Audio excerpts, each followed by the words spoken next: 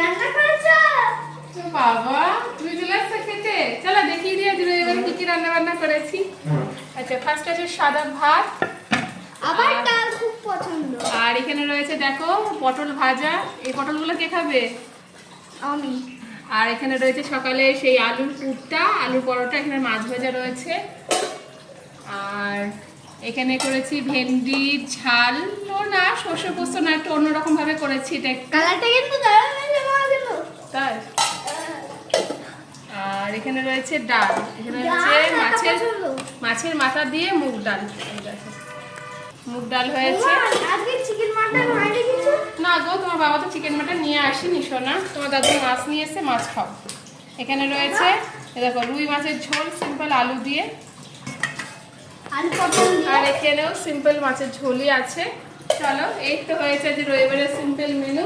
ওকে tata.